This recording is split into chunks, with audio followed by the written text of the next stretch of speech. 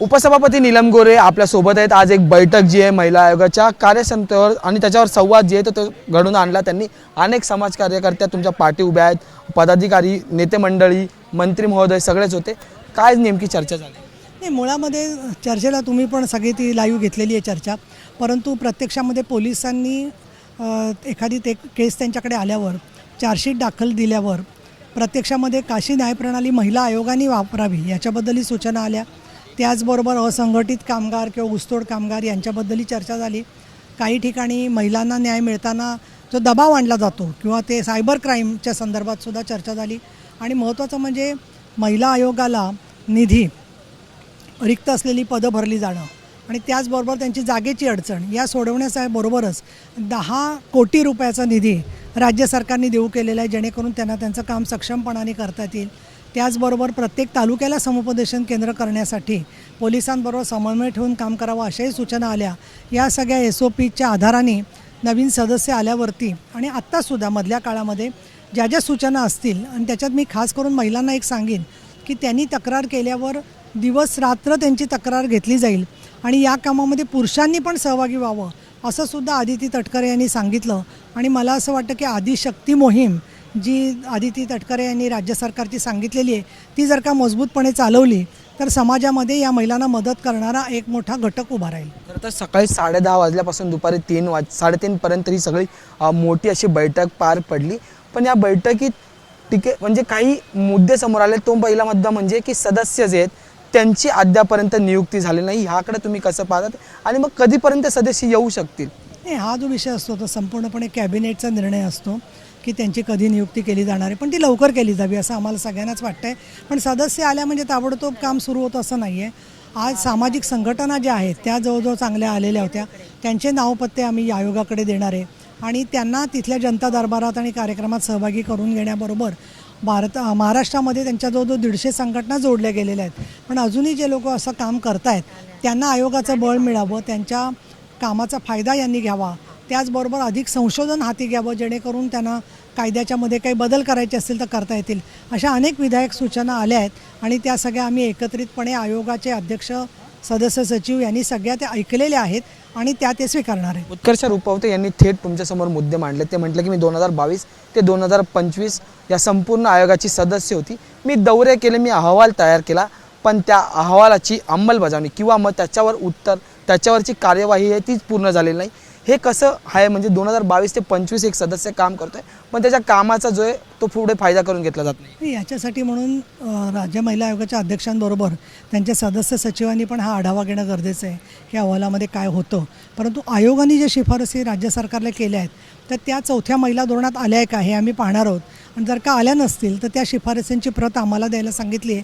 त्याचा उद्या उपयोग आम्ही वेगवेगळ्या डिपार्टमेंटबरोबर बैठका घेऊन करणार आहोत। यात आणखी एक महत्त्वाचं म्हणजे की तुम्ही निमंत्रित होता, सगळ्यांना तुम्ही बोलवलं तर तुमच्या अध्यक्षतेखाली किंवा तुमच्या उपस्थितीत संपूर्ण बैठक पार पडली। पण आता मराठवाडा विदर्भातील जे माजी सदस्य आहेत ते म्हणतात की आम्हाला या बैठकीसाठी बोलवलंच नाही ह्याकडे, आणि त्याच्यामुळे नाराजीचा सूर जो आहे तो सुरू झालेला पाहायला मिळतो। त्यांनी अजिबात नाराज होऊ नये। त्यांनी त्यांच्या ज्या सूचना आहेत त्या आत्तापर्यंत 7 महिला आयोग होऊन गेलेले आहेत, म्हणजे 7 सखी 54 जवळजवळ 50 सभासद झाले, तर मग सामाजिक संघटनांना कुठे जागा राहील? त्यामुळे त्यांनी त्यांच्या सूचना ज्या असतील त्या जरूर द्याव्यात। त्या सूचनांचं स्वागत आहे आणि राज्य महिला आयोगाच्या ज्या माजी सदस्य आहेत किंवा विद्यमान कोण त्यातले संगीता चव्हाण आल्या होत्या, उत्कर्ष रुपवते आल्या होत्या, सुशीबेन शाह होत्या माजी अध्यक्ष, निर्मला सामंत प्रभावळकर होत्या। प्रत्येक सदस्याला आज बोलावलं नाही याचा अर्थ त्यांचं काम डावललं असं त्यांनी गैरसमज करू नये।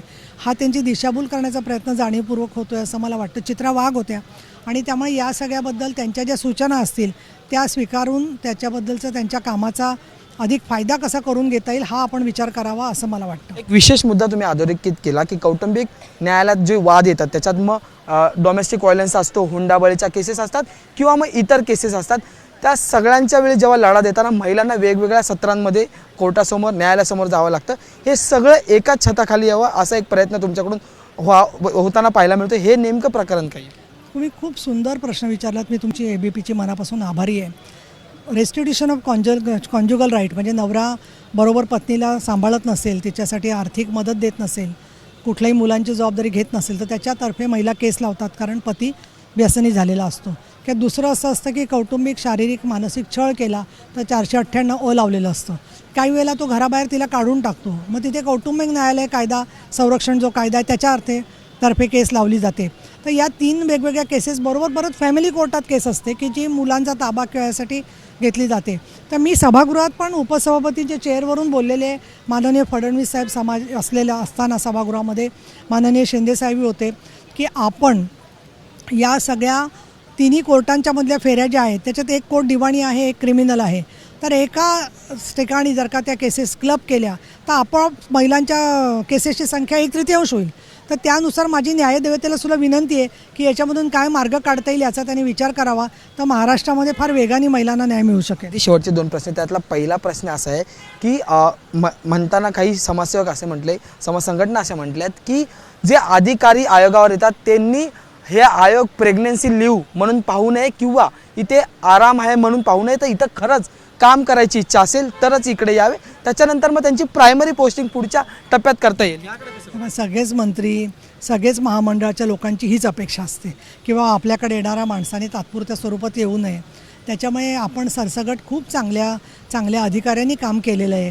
आज त्याच महिला विभागीय आयुक्त किंवा अनेक ठिकाणी पदांवर आहेत. त्यामुळे एखाद्या ठिकाणी कुठे प्रेग्नन्सी लिव्हला आली म्हणजे काहीतरी फार चुकीचं केलं अशातला भाग नाही आहे, तिचा तो अधिकार आहे.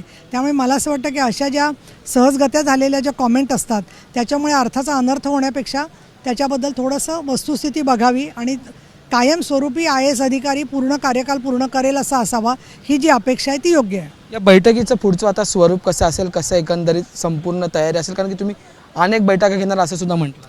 नाही, आता या संदर्भामध्ये मी आमचे माननीय सभापती राम शिंदे, अध्यक्ष विधानसभेचे राहुल नार्वेकर आणि उपाध्यक्ष या सगळ्यांशी बोलीन. आमच्या इथे अनेक बैठका चालू असतात, पण माननीय देवेंद्रजी फडणवीस, एकनाथजी शिंदे, अजितदादा पवार यांच्याकडे हा सगळा अहवाल जाणारच आहे. पण मला स्वतःला जे कळते त्यात कौटुंबिक संरक्षण जो कायदा आहे त्या संदर्भामध्ये एक बैठक घ्यायचा विचार आहे. विदर्भ किंवा मराठवाडा किंवा ज्या महिलांपर्यंत आम्ही पोचू शकलो नाही तर त्यांचा नंबर जो आहे तो मी तुम्हाला देऊन ठेवते. तर त्या नंबरवर त्यांनी संपर्क मेसेजनी करावा, आम्हाला यायचं आहे त्या बैठकीला. पण त्याच्यात आमची अपेक्षा असेल की त्या निदान महिला 5 वर्ष सामाजिक काम करणाऱ्या असाव्या. ज्या केसेसच्या महिला असतील त्यांना आम्ही स्त्री आधार केंद्र किंवा राज्य महिला आयोगाचा नंबर देऊ, तर त्यांनासुद्धा आपण बोलवून त्यांची मतं जाणून घेऊ शकतो. तुम्ही मुख्यमंत्र्यांना एकल महिलांच्या जनगणनेबाबतचं पत्र दिलं होतं, त्या पत्राचं उत्तर आलं आहे का? कारण की जेव्हा जनगणनेचा मुद्दा आला त्याच्यानंतरच दुसऱ्या दिवशी तुम्ही ते पत्र दिलं होतं. एकल आदिशक्तीची जी मोहीम त्यांनी घेतलेली आहे तर मी त्याच्यावर त्यांना निवेदन दिलेलं आहे, कुंभाच्या संदर्भात दिलं त्याला, की आदिशक्ती मोहीम जी आहे त्या मोहिमेचा मध्ये एकल महिलांना प्राधान्य द्यावं. आता त्याच्यावर काही उत्तर आलेलं नाही आहे, परंतु आम्ही त्याच्यावरती आदिती तटकरे आणि शिंदेसाहेबांकडे पाठपुरावा. हां, आशावादी आहेच. कारण काय आहे की सातत्याने आम्हाला दिसतं की आम्ही जो विचार करतो त्याच्यापेक्षा 2 पावलं सरकार पुढे जातं, त्यानुसार होईल तो विचार. आमच्याशी बातचीत करण्यासाठी शुभेच्छा तुम्हाला पुढे. ह्या होत्या उपसभापती नीलम गोरे, ज्यांनी आज बैठक जी आहे ती विधान भवनात घेतली. अनेक महिला आयोगाच्या माजी सदस्य उपस्थित होत्या आणि त्यासोबतच मंत्री आदित्य तटकरे आणि महिला आयोगाच्या अध्यक्ष सुद्धा या बैठकीला उपस्थित होत्या. व्हिडिओ जर्नलिस्ट कृष्णा कापरेसह मी अजय माने, ABP माझा, मुंबई. ABP माझा, उघडा डोळे बघा नीट.